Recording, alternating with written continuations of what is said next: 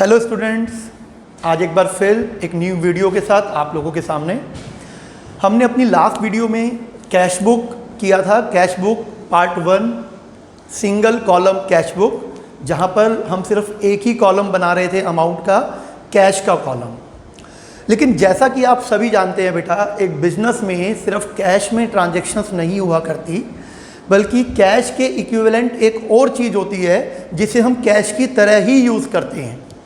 तो अगर आप लोग अपनी कैलकुलेशन सिर्फ कैश की करते हैं तो वो कहीं ना कहीं आपको अवेलेबल फंड्स शो नहीं कर पाएगा, क्योंकि अधिकतर बिजनेसमैन, अधिकतर हमारे जो बिजनेस हैं, उन सभी का एक बैंक अकाउंट होता है जहां पर वो अपने मैक्सिमम फंड को रखते हैं और वहीं पर जो आने वाला फंड होता है उसे रिसीव करते हैं बैंक के थ्रू, और बहुत टाइम पर हम पे भी करते हैं।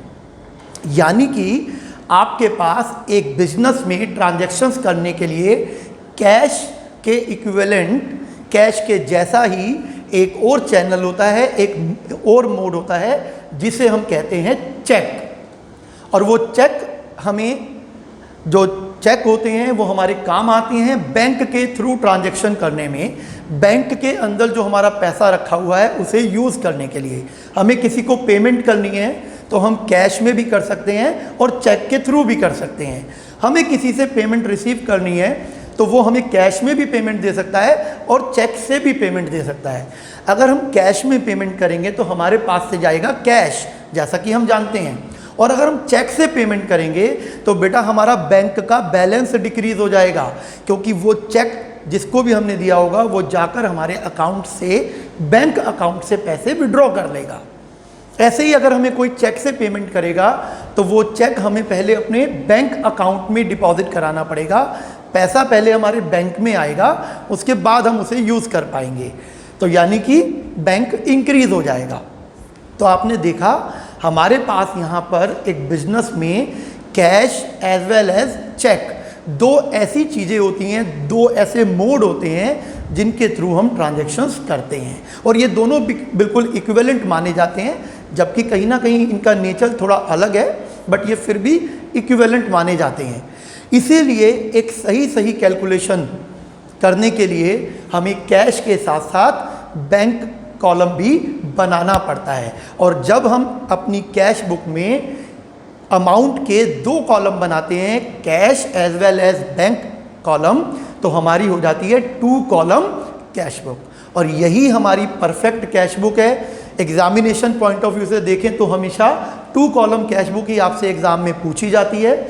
सिंगल कॉलम कैश बुक कहीं ना कहीं अधूरी है, उससे जो इंफॉर्मेशन हमें मिलती है वो उतना प्रॉपर नहीं मिल पाती, क्योंकि बैंक से रिलेटेड फंड्स हमसे छूट जाते हैं।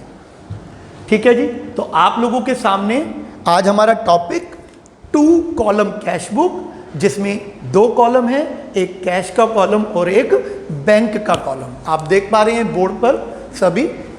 हमने पहला कॉलम बनाया डेट का, देन पर्टिकुलर्स, LF, अमाउंट के 2 कॉलम है हमारे पास डेबिट में, एक कैश का कॉलम और एक बैंक का कॉलम। बिल्कुल सेम ऐसे ही हमारी credit side, again date, particulars, LF और अमाउंट के 2 कॉलम, कैश और बैंक। डेबिट में भी अमाउंट के 2 कॉलम, क्रेडिट में भी अमाउंट के 2 कॉलम, इसलिए हमने इसका नाम रख दिया 2 column cash book. Fundamental same है, बेसिक फंडामेंटल। अगर कैश आ रहा है तो हमारा कैश का कॉलम इंक्रीज हो जाएगा, अगर चेक से पेमेंट आ रही है तो हमारा बैंक का कॉलम इंक्रीज हो जाएगा, और हम इसे डेबिट साइड में दिखा देंगे। जबकि कैश अगर हमारे पास से जा रहा है तो हमारा कैश का कॉलम डिक्रीज हो जाएगा, और अगर हम चेक से पेमेंट कर रहे हैं तो हमारा बैंक का कॉलम डिक्रीज हो जाएगा। बहुत सिंपल सा फंडामेंटल, आपने बस इतना देखना है ट्रांजैक्शन में कि पैसा आ रहा है या जा रहा है। आ रहा है तो एज यूजुअल डेबिट, जो हमने सिंगल कॉलम कैश बुक में भी सीखा था, और कैश जा रहा है मतलब पेमेंट जा रही है तो क्रेडिट। अगर वो कैश में है तो कैश कॉलम, और चेक से है तो बैंक कॉलम। That's it. इसके अलावा यहाँ पर हमें कुछ भी स्पेशल नहीं करना है। हर एक ट्रांजैक्शन का एक सिंगल इफेक्ट होता है, या तो वो डेबिट साइड में आती है या तो क्रेडिट साइड में। लेकिन 2 कॉलम कैश बुक में 2 ऐसी ट्रांजैक्शंस होती हैं बेटा जिनके टू साइडेड इफेक्ट होते हैं, यानी कि ट्रांजैक्शन एक, लेकिन वो कैश बुक में सेम टाइम पर डेबिट में भी शो की जाएगी और क्रेडिट में भी शो की जाएगी। और उन ट्रांजैक्शंस का नाम हमने रखा है कॉन्ट्रा एंट्रीज। उन्हें हम क्या कहते हैं? Contra entries. जैसा कि मैंने यहाँ पर आप लोगों के लिए इन दोनों ट्रांजैक्शंस को बोर्ड पर लिख दिया है। मोटे तौर पर अधिकतर बच्चे खासकर 11th क्लास में इन दो ट्रांजैक्शन में कंफ्यूज हो जाते हैं। उन्हें लगता है बड़ा मुश्किल काम है सर, 2 कॉलम कैश बुक में तो हम कॉन्ट्रा एंट्री कभी समझ ही नहीं पाएंगे, कभी हम कर ही नहीं पाएंगे।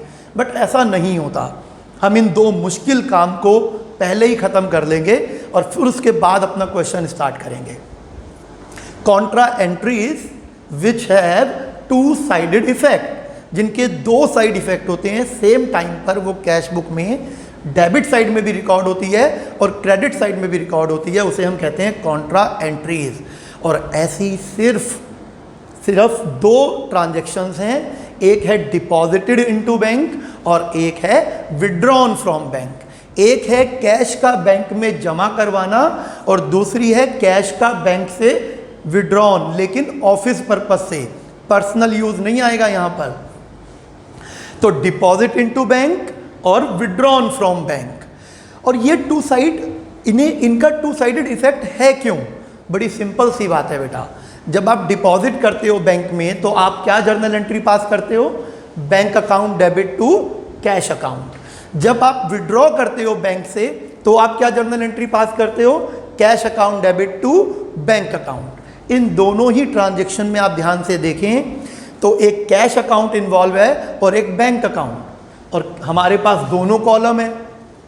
एक जगह कैश इंक्रीज हो रहा है तो बैंक डिक्रीज हो रहा है, तो कैश को इंक्रीज करेंगे तो बैंक को डिक्रीज करना पड़ेगा।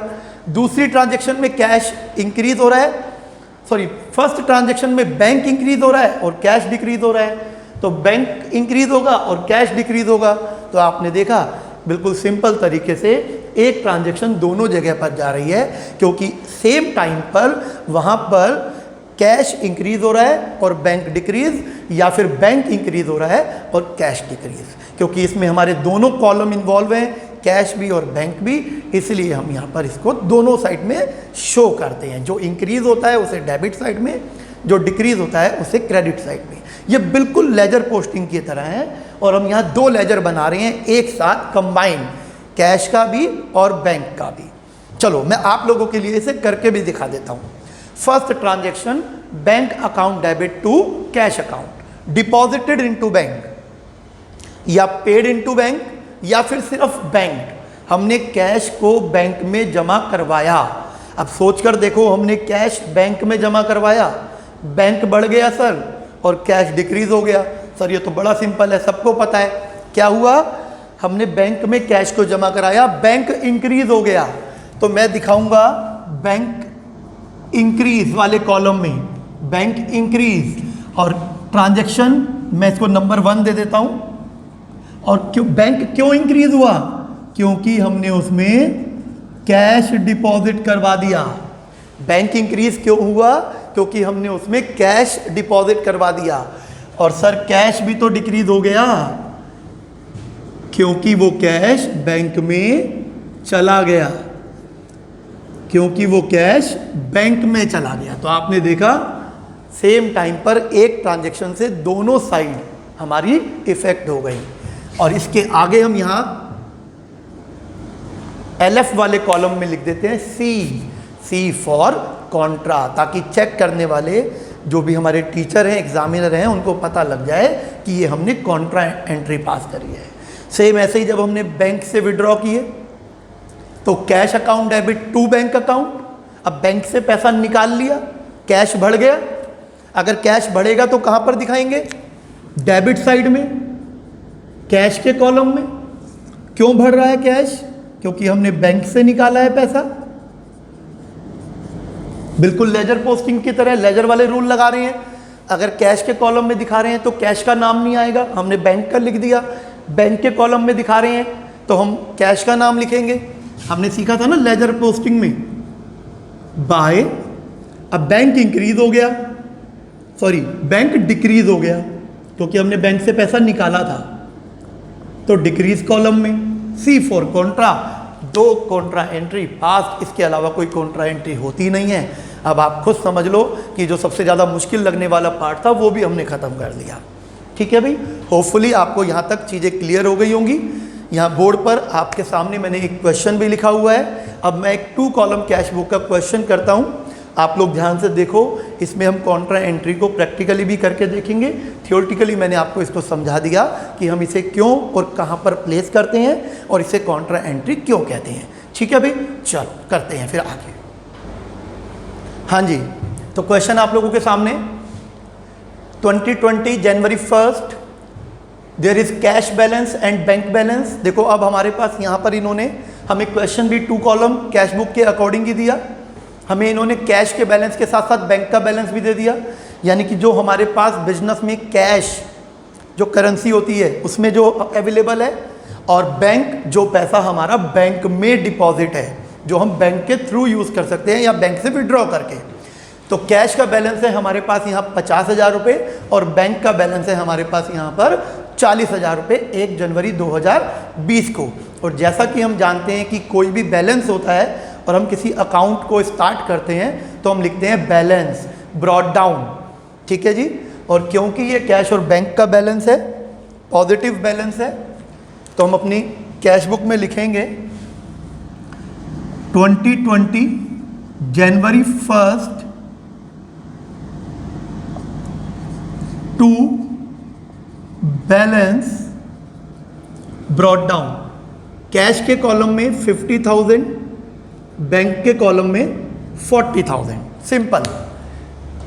अगर यहाँ पर हमने बिजनेस स्टार्ट किया होता तो हम लिख देते टू कैपिटल अकाउंट। भाई started business with cash, commenced business with cheque, तो हम लिख देते टू कैपिटल अकाउंट। बट यहाँ पर ऑलरेडी बिजनेस स्टार्ट है और हमारे पास यहाँ जो अमाउंट दिया हुआ है वो पिछले मंथ या पिछले ईयर से कैरी फॉरवर्ड हो रहा है, आगे बढ़ रहा है, तो इसलिए हमने यहाँ लिखा balance brought down. Positive balance है तो डेबिट में दिखा देते हैं, कैश का तो नेगेटिव बैलेंस कभी होता ही नहीं, लेकिन अगर बैंक का नेगेटिव बैलेंस है लाइक बैंक ओवरड्राफ्ट तो हम उसे क्रेडिट साइड में दिखा देते हैं बाय बैलेंस ब्रॉट डाउन करके।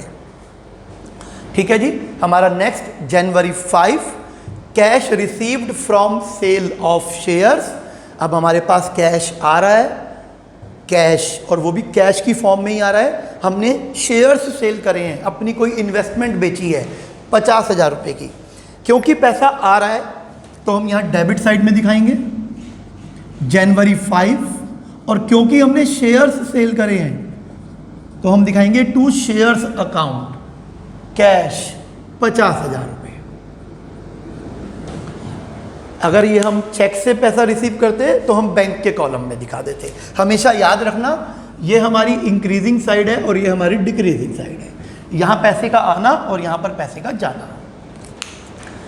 Next, cheque received as advanced against sale paid into bank. जनवरी 6 को हमने कुछ पैसा रिसीव किया, सेल का नहीं, एडवांस अगेंस्ट सेल। किसी ने हमें एडवांस दिया है और अपना जो माल है वो बुक करा दिया है कि सर ये माल हमें चाहिए और ये बुकिंग अमाउंट रख लो, तो वो हमारे लिए हो गया एडवांस अगेंस्ट सेल, जिसे हम कभी सेल नहीं मानते जब तक कि एक्चुअली गुड्स ट्रांसफ़र ना हो जाए। ठीक है, तो चेक रिसीव, अब हमें चेक के थ्रू पैसा मिला और वो चेक हमने सेम डे बैंक में डिपॉजिट करा दिया। कितने रुपए का? 50,000 रुपये का। तो ये भी डेबिट में आएगा। जनवरी 6 टू, अब हम एक अकाउंट ओपन करेंगे टू एडवांस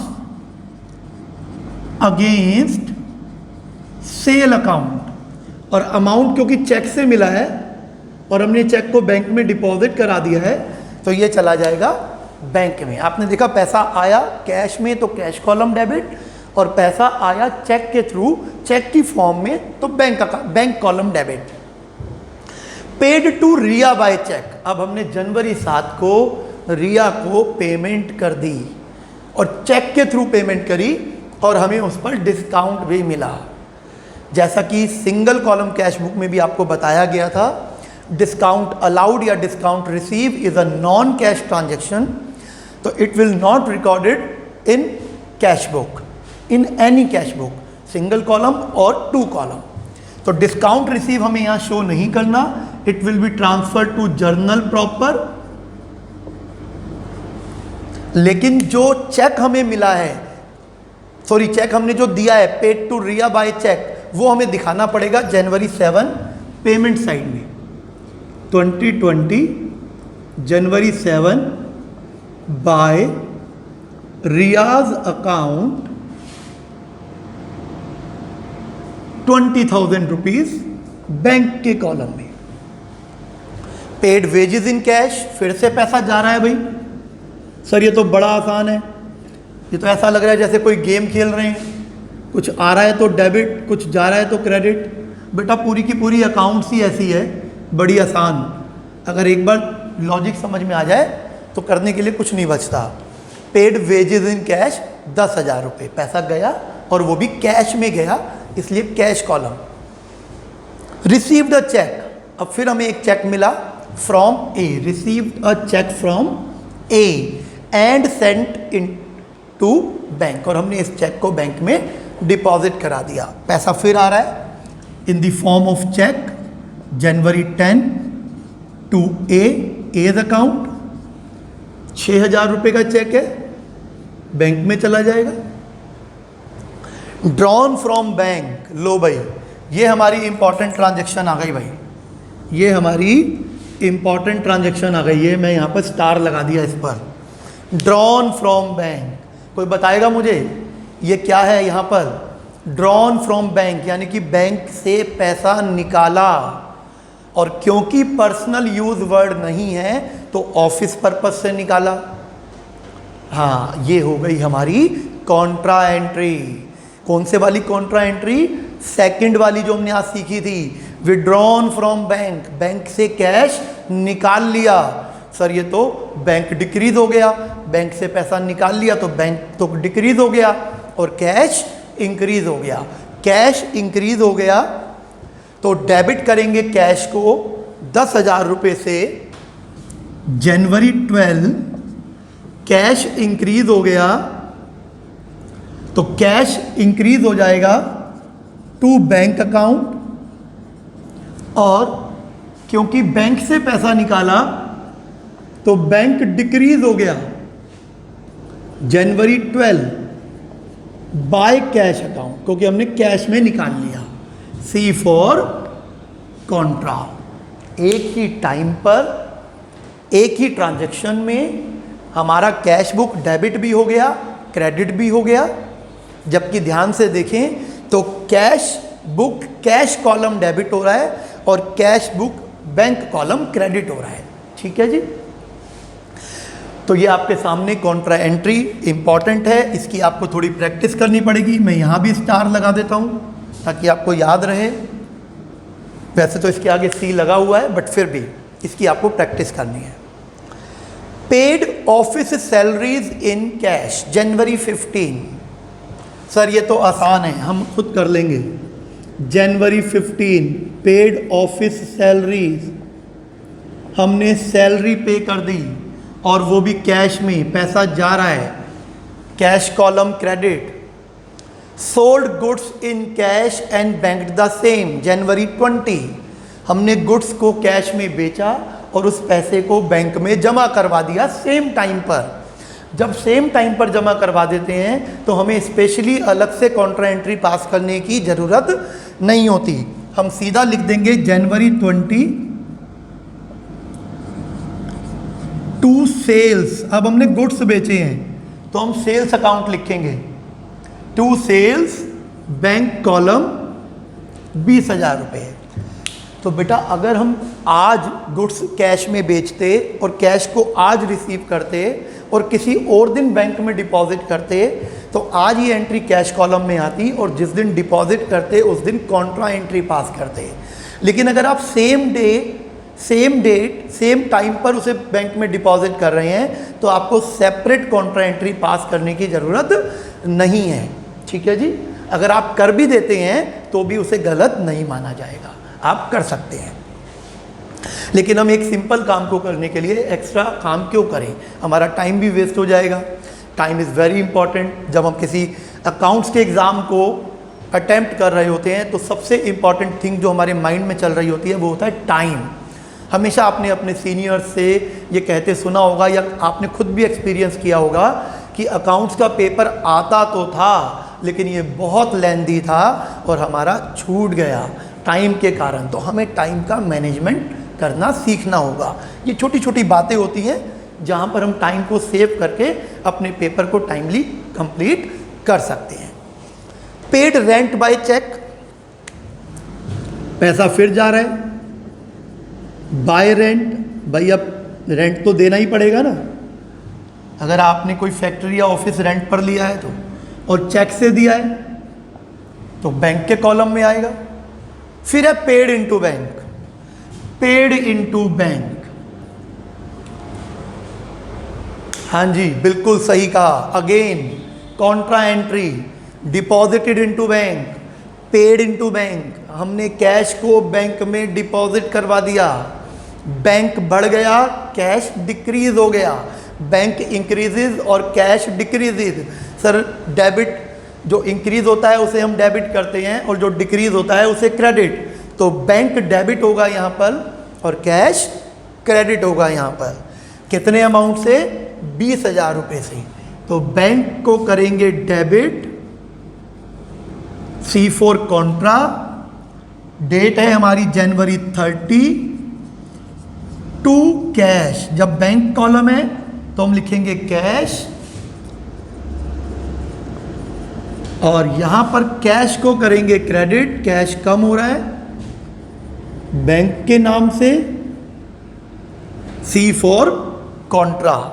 ठीक है जी, C4 कॉन्ट्रा। ये C शो करना जरूरी है, कहीं ना कहीं एग्जामिनर इसके मार्क्स भी काट सकता है और इससे पता लगता है कि ये एंट्री कॉन्ट्रा एंट्री है। तो इस क्वेश्चन में हमने अभी तक 2 कॉन्ट्रा एंट्रीज पास की।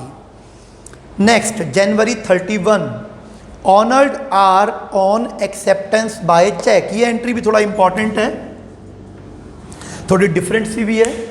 Honoured our own acceptance by cheque, मुश्किल तो कुछ नहीं है, बस लैंग्वेज को थोड़ा ट्रिकी और टिपिकल बनाया गया। ऑनर्ड आर ऑन एक्सेप्टेंस, आपको याद रखना है ऑनर्ड मतलब होता है पेड करना, ऑन एक्सेप्टेंस मतलब होता है बिल्स पेबल। ऑनर्ड मतलब होता है पे करना और एक्सेप्टेंस होता है बिल्स पेबल, यानी कि हमने बिल्स पेबल की पेमेंट कर दी। हमने यहाँ पर बिल्स पेबल की पेमेंट कर दी। ऑनर्ड आर ऑन एक्सेप्टेंस, हमने जो अपना एक्सेप्ट कर रखा था कि हम पे करेंगे, हमने उसे चेक के थ्रू पे कर दिया। क्योंकि हमने पे किया है जनवरी 31 बाय बिल्स पेबल अकाउंट 15,000 रुपये बैंक के कॉलम में, क्योंकि हमने चेक से पेमेंट करी है। फिर लास्ट हमारी transaction January 31, issued cheque to Sohan, हमने चेक इशू करा, यानी कि अगेन हमने पेमेंट कर दी और अब की बार हमने पेमेंट कर दी सोहन को 5,000 रुपये थ्रू चेक, और ये पेमेंट भी हमने चेक से करी। लो भाई, बिल्कुल सिंपल 2 कॉलम कैश बुक भी हमारी कंप्लीट हो गई। जैसे सिंगल कॉलम कैश बुक आसान थी, 2 कॉलम कैश बुक भी बिल्कुल वैसी ही थी, बस इसमें कॉन्ट्रा एंट्री का नया कॉन्सेप्ट था जो आपको मैंने आज सिखा दिया। ठीक है भाई, आप इसके और क्वेश्चंस भी प्रैक्टिस करना, अभी ख़त्म नहीं हुआ, हमारा काम इसमें पेंडिंग है। और पेंडिंग क्या है? हमें कैश बुक को बैलेंस करना है। अब सर 2-2 कॉलम है, अब कैसे बैलेंस करें? सिंगल कॉलम तो आपने बताया था, हमें बैलेंस करना आता भी है। तो बस बेटा, जैसे सिंगल कॉलम को बैलेंस करते हो, यहाँ 2 कॉलम को भी सिंगल कॉलम मानकर ही बैलेंस कर लो। पहले कैश का बैलेंस कर लो अलग से, फिर बैंक का बैलेंस कर लो अलग से। 2 अलग अलग सिंगल कॉलम को बैलेंस कर लो। तो मैं पहले कैश का बैलेंस करूँगा। मैं कैश के कॉलम की डेबिट साइड का टोटल करूँगा। 50,000 प्लस 50,000 प्लस 10,000, ये हो गया sir total 1,10,000 debit side of cash book. फिर मैं क्रेडिट साइड का टोटल करूंगा। 10 और 4 14 और 20 34,000। फिर मैं इन दोनों को माइनस करूंगा, जैसा कि मैं हमेशा बैलेंस करने के लिए करता हूं। ये आ गया 76,000, और क्योंकि डेबिट साइड ज़्यादा है, क्रेडिट साइड कम, और बेटा कैश कॉलम में हमेशा ऐसा ही होगा। ये हो सकता है कि ये बैलेंस डेबिट और क्रेडिट बराबर हो जाएं, बट कैश में कभी क्रेडिट साइड ज़्यादा नहीं आती। पॉसिबल ही नहीं है कि कैश आपका नेगेटिव में चला जाए। कैश जीरो हो सकता है, cash can be zero, cash balance can be zero, but never negative. Balance CD लिखेंगे, ओपनिंग बैलेंस को बैलेंस बीडी लिखते हैं, क्लोज करते टाइम पर बैलेंस सीडी लिखते हैं। कितना आ गया? 76,000, और ये हमारा एक सिंगल कॉलम कंप्लीट हो गया। हाँ सर, सिंगल कॉलम तो हमें आता है। चलो भाई, अब बैंक के कॉलम का कर लेते हैं, एक एक करके करेंगे, कोई गलती नहीं होगी हमसे। बैंक के डेबिट का टोटल करो, 40 + 50 90,000, 96,000, 96 + 20 1,16,000 + 20 1,36,000। चलो चेक कर लेते हैं पहले कि कौन सी साइड ज़्यादा है, क्योंकि इसमें डेबिट या क्रेडिट कोई भी कॉलम ज़्यादा आ सकता है। 20, 10, 30, 35, 40, 50, 55। लो जी, क्रेडिट साइड इसमें कम है। जब क्रेडिट साइड कम है तो हम यहाँ पर इसके बैलेंस को शो कर देंगे डेबिट वाले को। अब कितना बैलेंस निकल के आएगा? 1 और 8, 81,000। लो जी, हमारा क्वेश्चन यहाँ पर पूरे तरीके से 2 कॉलम कैश बुक कंप्लीट हो गया। हमने बैलेंस निकाल दिए, जिस बैलेंस को हम नेक्स्ट मंथ में 2 बैलेंस ब्रॉट डाउन करके शो कर देंगे 76 और 81। यहाँ पर हमारा ये पूरे तरीके से कंप्लीट हो गया। ठीक है भाई, आप लोगों ने देखा 2 कॉलम कैश बुक को बनाना उतना ही आसान है जितना सिंगल कॉलम को, but it need some practice. तो आप लोग प्रैक्टिस करें और फिर मिलेंगे आप लोगों से नई वीडियो के साथ। ओके जी, बाय बाय, टेक केयर, अपना बहुत बहुत ध्यान रखें।